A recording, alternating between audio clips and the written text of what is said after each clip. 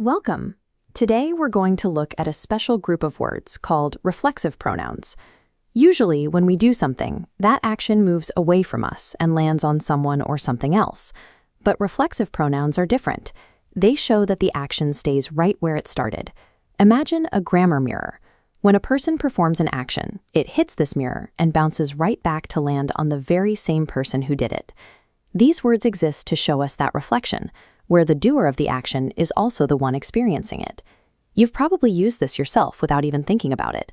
If Ria trips and scrapes her knee, we say Ria hurt herself. Or if Tom learns a new skill without a teacher, we say Tom taught himself. In both stories, the person doing the work and the person receiving the action are the same. Ria hurt Ria, Tom taught Tom. When we talk about just one person or thing doing an action to themselves, we use singular reflexive pronouns. This table helps us match the words we use for individual people, like I, you, or he, to their mirror image forms. If the subject is I, the reflection is myself. For example, I baked this cake myself. For you, the match is yourself, as in you can do it yourself. He matches with himself. He cut himself while opening a box. She matches with herself. She introduced herself to the guests. And for things or animals, it pairs with itself, like the bird built a nest itself. There's a simple pattern to the spelling here. Every single one of these words for one person ends with the letters S-E-L-F. When we talk about groups of people doing an action together, we use plural forms.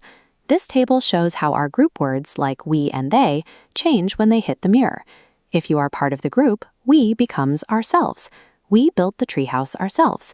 If you're talking to a group of friends, you become yourselves. Did you all finish the project by yourselves? And for a group you aren't part of, they becomes themselves. They enjoyed themselves at the picnic. Notice how the spelling shifts for these groups. We drop the F and end the word with selves. We usually use these pronouns for 3 reasons. The first is what we've seen, showing that the person doing the action is also receiving it. The second use is for emphasis, making a sentence sound stronger. If I say, the principal herself opened the ceremony, it highlights that she did it personally, rather than asking someone else. The third use shows independence. By adding the word by before the pronoun, you're telling the listener that the work was done entirely without help, like, I finished the puzzle by myself.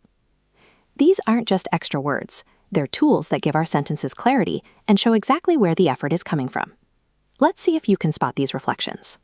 Just remember, singular ends in self and plurals end in selves.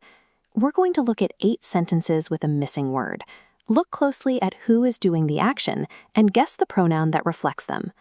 Number 1, I told blank to calm down. Since I am doing the talking, the answer is myself. 2, she found blank in a dangerous part of town. She reflects back as herself. 3, we blame blank for the fire. We is a group, so we use ourselves. 4, the dog cleans blank. The dog is one animal, so it's itself. 5, they bought gifts for blank. They reflects as themselves. 6, he hurt blank on the stairs. He pairs with himself. 7, did you cut blank on this nail? If I'm talking to just you, it's yourself. And 8, the children can take care of blank. Children is a group, so we need themselves. Once you see who is doing the action, the correct pronoun will always be the one that reflects them perfectly. To wrap things up, just keep that grammar mirror in mind. These pronouns always point the action right back to where it started. Use them when the doer and the receiver are the same, when you want to add a little extra power to a sentence, or when you've done something all on your own.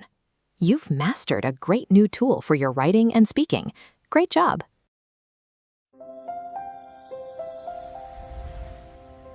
Enroll today for a free demo at www.vidvanalearning.com.